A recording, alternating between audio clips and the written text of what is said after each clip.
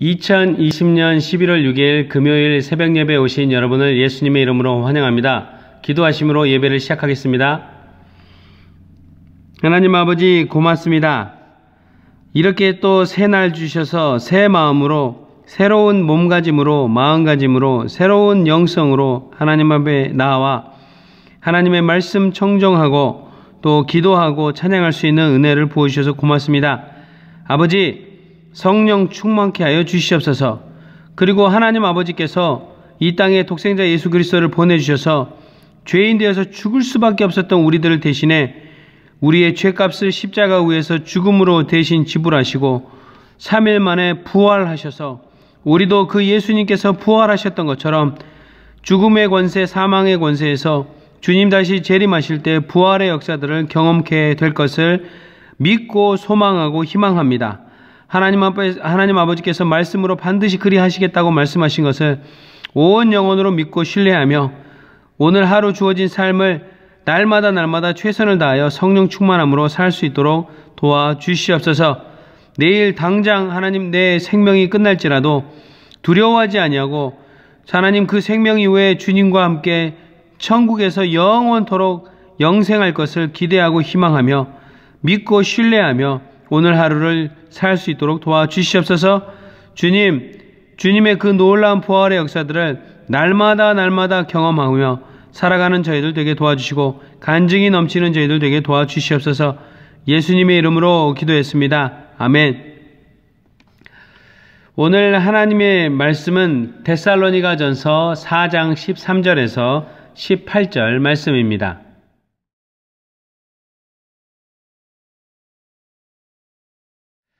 태초에 죄가 인간에게 쑥 들어온 순간부터 인간은 죄의 대가인 죽음을 향하는 삶을 살게 됩니다. 그래서 인생을 사는 것이 반드시 죽음이라는 그 끝에 죽음이 있기 때문에 죽음을 향하여 날마다 조금씩 죽어가는 삶을 사는 게 되는 것이죠. 그래서 사람은 늘 죽음에 대한 두려움이 있고 또 가족 중 누군가가 숨을 거두고 생명이 끝나 죽음을 맞이했을 때 매우 슬퍼하는 것입니다.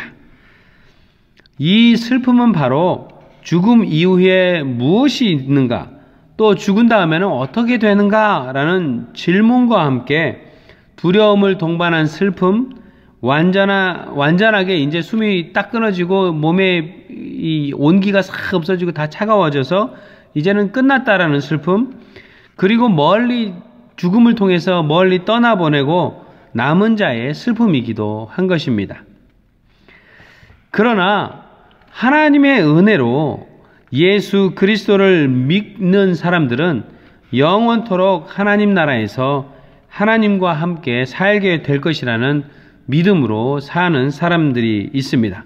이런 믿음으로 사는 신자들은 더 이상 죽음이 끝이 아니라 본래의 고향으로 하나님 나라로 돌아가는 관문, 새로운 시작이라는 관문을 통과하는 것이라고 확고히 믿는 사람들입니다.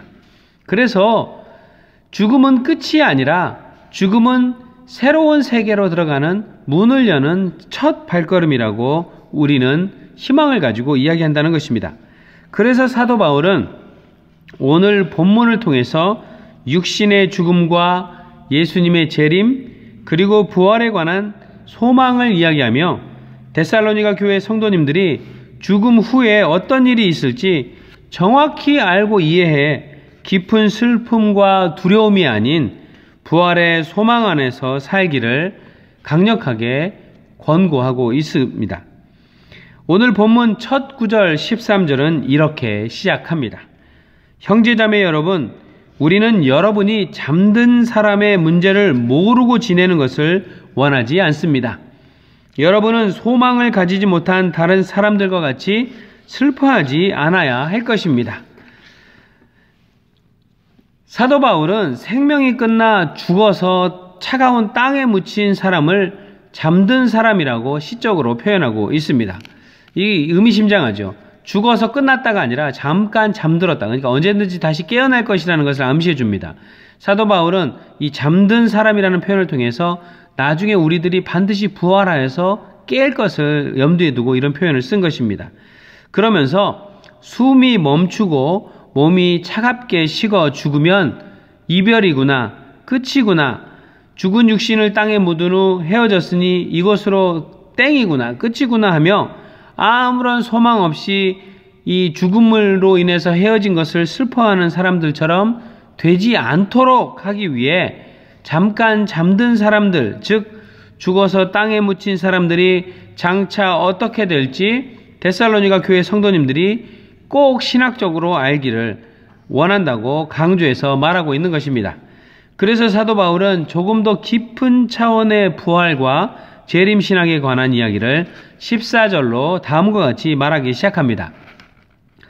우리는 예수께서 죽으셨다가 살아나신 것을 믿습니다. 이와 같이 하나님께서 예수 안에서 잠든 사람들도 예수와 함께 데리고 오실 것입니다.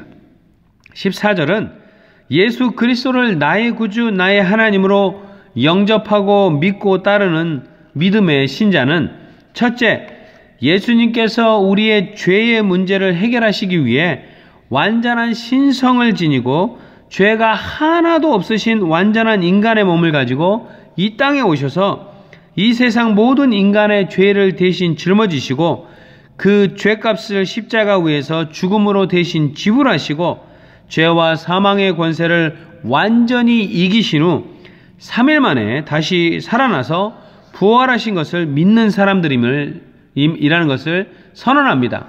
그러니까 여러분과 저도 이 모든 것을 완전히 예수님 반드시 죽으셨다가 반드시 3일 만에 살아나셨다는 것을 아무리 과학자라도 우주과학자라도 생물학자라도 반드시 믿는다는 것입니다. 저도 공대에서 전자공학을 전공했는데 저는 그것이 믿어집니다. 예수님이 이 땅에 오셔서 우리의 죄를 대신해서 다 짊어지시고 십자가에서 죽으셨다가 3일 만에 완전히 부활하셨다는 사실을 저는 제 온 영혼이 믿고 있다는 것입니다. 또 예수 그리스도를 나의 구주, 나의 하나님으로 영접하고 믿고 따르는 신자는 둘째, 부활 승천하여 하나님 보좌 옆에 앉아 계신 예수님께서 언젠가 하나님만이 알고 계시는 그때에 하나님의 때에 이 땅으로 재림하실 것이며 그때가 이르면 예수님 믿고 따르다가 숨을 거두고 죽어서 땅에 묻혔던 사람들을 예수님께서 재림하실 때 그들을 다 깨워서 함께 데리고 오신다는 것을 믿는 사람들이라는 것입니다. 그러니 예를 들어서 만약에 제 어머니나 아버님이 돌아가셨을 때 돌아가시면 슬프죠. 당연히 헤어짐에 슬픔이 있으니까. 그렇지만 그와 동시에 희망과 소망을 품는데 어떤 소망이냐면 아버지 어머니가 땅에 묻혀서 그것으로 끝나는 것이 아니라 예수님 다시 재림하실 때 땅에 묻히셨던 우리 어머니가 전혀 다른 모습을 하고 다른 몸을 하고 예수님과 함께 살아있는 나보다 더 먼저 오시게 될 것을 제가 믿는다는 것입니다.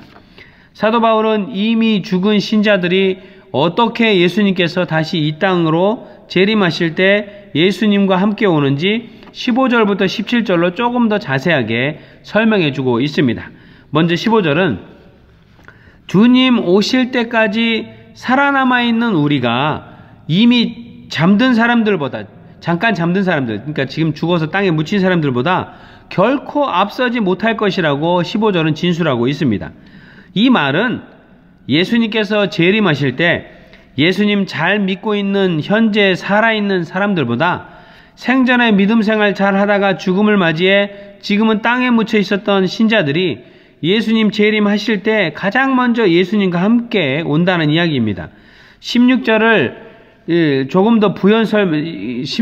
이것을 조금 더 자세히 부연 설명해 줍니다. 16절에 주님께서 호령과 천사장의 소리와 하나님의 나팔 소리와 함께 친히 하늘로부터 내려오실 것이니 그리스도 안에서 죽은 사람들이 먼저 일어나고 라고 나옵니다. 네, 재림의 때가 이르면 예수님께서 재림하시면 빠빠빠빠빠빠 하고 나팔, 천상에서의 나팔 소리가 온 세계에 울려 퍼지고 예수님이 지상으로 재림을 하십니다.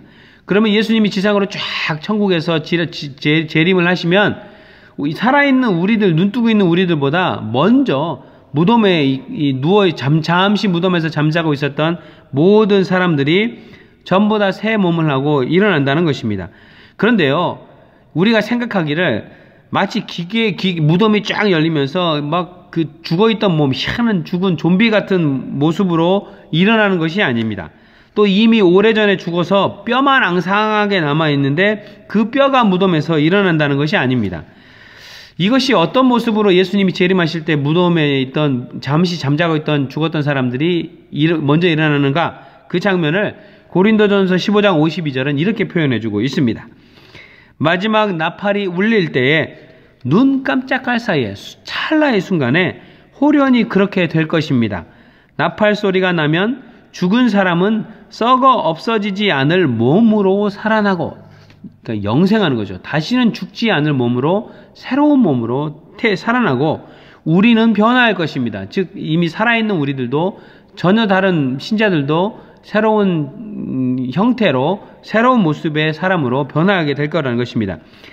이미 죽어서 무덤에 묻혔던 사람들은 예수님께서 재림하실 때 썩어 없어지지 않을 몸으로 살아나고 바로 새로운 몸으로 살아난다는 것입니다. 그리고 아직 지상에 살고 있었던 사람들도 새로운 몸으로 변화한다고 말해줍니다. 이 얼마나 놀라운 은혜입니까?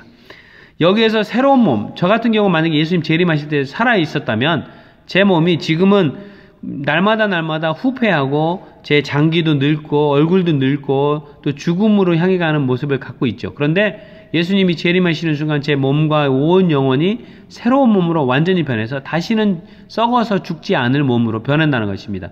영생할 몸으로 변한다는 것이죠. 얼마나 기대됩니까? 죽음에서 부활하신 예수님께 품었던 소망을 현재 생을 마치고 땅에 묻혀서 헤어지게 된 죽은 자들도 품을 수 있게 되었다는 사실입니다. 또 현재 숨을 쉬며 살고 있는 살아있는 여러분과 저 우리 모두도 예수님 재림하실 때 새로운 몸으로 변해서 영생하며 예수님과 지낼 것을 소망할 수 있는 그런 큰 은혜를 누리게 될 수 있다는 것입니다. 예수님께서 재림하실 그때까지 우리는 슬픔도 기쁨으로 바꿔서 희망 없던 우리들이 희망으로 우리의 영혼을 가득히 채워서 날마다 예수님을 학수고 대하며 기다리며 예수님 오실 때 맞이할 수 있는 것입니다. 그때까지 마치 10처녀 중에 5처녀가 새 신랑이 오실 때 기름을 준비하고 늘 준비하고 있었던 것처럼 여러분과 저도 예수님 재림하실 때 완전히 새로운 피조물로 준비돼서 영생할 몸으로 주님을 맞이할 수 있도록 날마다 깨어서 기름을 준비했던 10처녀 중 5처녀처럼 우리도 날마다 주님 앞에 거룩함으로 기도함으로 또 예수님처럼 먼 훗날 재림하실 때 새로운 피조물로 부활할 것을 기대하면서 날마다 소망을 품고 살아야만 합니다. 또 얼마 전에 부모님과 형제들을 여의신 분들이 있다면 그 부모님과 어느 날 예수님 재림하실 때 그 부모님도 새로운 몸으로 다시 부활하여서 우리보다 먼저 예수님과 함께 우리에게 올 것을 기대하니까 그날 만날 것을 기대하고 소망하면서 오늘 하루도 슬픔을 이겨내고 기도하며 소망함으로 가득히 채워서 살아갈 수 있는 것입니다. 그렇게 해서 17절 18절 말씀대로 우리가 그렇게 새로운 몸이 되었을 때 이제 예수님 재림하셔서 새로운 몸이 되고 죽었던 자들도 새로운 몸으로 부활을 하게 되죠. 이렇게 완전히 새로운 몸으로 부활하고 새로운 피조물이 되어서 예수님과 함께 살아남은 사람들은 17절 18절로 이렇게 된다는 거예요. 그 다음에 살아남아있는 우리가 그들과 함께 무덤에서 새로운 몸으로 이미 바뀌어서 예수님과 온 그들과 함께 구름 속으로 이끌려 올라가서 천상으로 하나님 나라로 휴거가 되는 거죠. 올라가서 공중에서 주님을 영접할 것입니다. 이리하여 우리가 항상 주님과 함께 있을 것입니다. 영원토록 영생하며 주님과 함께 하늘나라에서 하나님 나라에서 있게 된다는 것입니다. 그러니 18절로 그러므로 여러분은 이런 말로 서로 위로하십시오 라고 얘기한다는 것입니다. 그러니까 죽은 자들을 이제 부모님을 잃어버려서 얼마 전에 장례를 지내신 분들도 그들에게 정말 예수님 재림하실 때 돌아가신 우리 아버지 어머니도 그때 새로운 몸으로 예수님과 함께 우리보다 앞서서 오실 것이니 그때를 기대하며 오늘 하루의 슬픔을 이겨냅시다라고 위로하라는 것입니다. 저도 어릴 때 예수님 모를 때 그때는 늘 죽음에 대해서 두려워했던 것 같습니다. 그래서 죽음과 관계된 장면들을 볼 때마다 늘 슬퍼했던 것 같아요. 그런데 예수 그리스도를 나의 구주 나의 하나님으로 믿고 예수님이 부활하신 것을 믿을 뿐만 아니라 먼 훗날 재림하여 이 땅에 오실 때 제가 만약에 그때 죽어 있다면 살아있는 사람들보다 먼저 예수님에게 새로운 몸으로 예수님과 함께 있게 될 것이며, 제가 그때까지도 살아있다면 그들과 함께 예수님과 함께 천국으로 올라가서 영생토록 살게 될 것을 희망하고 기대하니까 죽음에 대한 두려움보다는 오늘 하루하루를 나에게 주어진 일, 나에게 맡겨진 사람들, 나에게 내가 있는 주어진 장소에서 최선을 다하며 기쁨으로 희망을 품고 살아갈 수 있게 된 것 같습니다. 여러분도 코로나로 인하여서 모든 것이 낭만스러운 것 같고 잘 안 되는 것 같고 희망을 잃어버리게 하는 것처럼 보이지만, 이 코로나조차도, 죽음조차도 우리로 하여금 예수 그리스도의 부활의 능력으로부터 우리를 떼낼 수 없는데, 이 죽음조차도 그런데 이 눈에 보이지 않는 코로나 자체가 감히 하나님께서 우리에게 보여주신 그 부활의 소망을 우리로부터 떼내고 없애버릴 수 없는 것입니다. 그러니 오늘 하루도 부활의 능력의 소망을 품고 살아가시는 여러분 되시기를 축원합니다. 기도하시겠습니다. 아버지 고맙습니다. 오늘도 부활의 능력이 무엇인지 가르쳐 주시고, 단순한 부활이 아니라 이미 죽은 자들, 잠시 땅속에서 잠든 자들도 예수 그리스도께서 이 땅에 다시 재림하실 때 살아있는 우리들보다 가장 먼저 순식간에 부지불식간에 예수님과 함께 새로운 몸을 입고 이 땅에 와서 우리와 함께 천상으로 올라가 영원토록 주님과 하나님 나라에서 살게 될 것을 명확히 가르쳐 주셔서 감사합니다. 그러니 하나님, 두려움에 떨지 아니하며 오늘 하루를 최선을 다하여 살게 하여 주시고, 나에게 맡겨준 일, 나에게 맡겨준 사람들, 맡겨준 장소에서 하라고 한 일을 최선을 다하여 주님께 기쁨 되는 삶을 살 수 있도록 도와주시옵소서. 예수님의 이름으로 기도했습니다. 아멘. 하늘에 계신 우리 아버지여, 이름이 거룩히 여김을 받으시오며 나라의 임하옵시며 뜻이 하늘에서 이룬 것 같이 땅에서도 이루어지이다. 오늘날 우리에게 일용할 양식을 주옵시고, 우리가 우리에게 죄 지은 자를 사하여 준 것 같이 우리 죄를 사하여 주옵시고, 우리를 시험에 들게 하지 마옵시고 다만 악에서 구하옵소서. 되게 나라와 권세와 영광이 아버지께 영원히 있사옵나이다. 아멘.